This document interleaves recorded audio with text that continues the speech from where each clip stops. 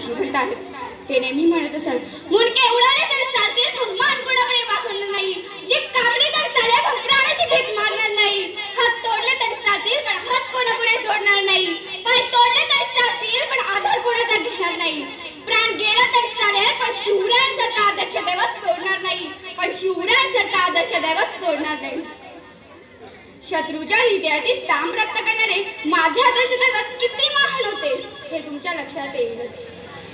महाराजांचं निधन झालं ही बातमी औरंगजेबाच्या खाजगी सचिवास समजली. ही बातमी खूपच आनंददायक आहे असे समजून सचिव बादशाला सांगायला त्याच्या वैयक्तिक अभ्यासिकेत गेला. ही बातमी ऐकून बादशाने हातातील कुराण बाजूला ठेवले. सचिवाला आनंद व्यक्त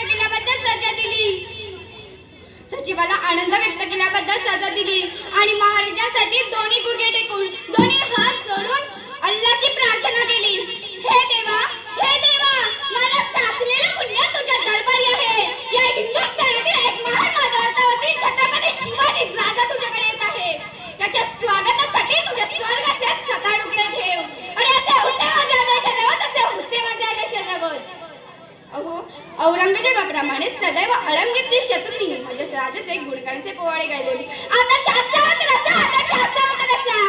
थोर तुमचा कर्म नाही, उपकार कधी ना भेटणार. थोर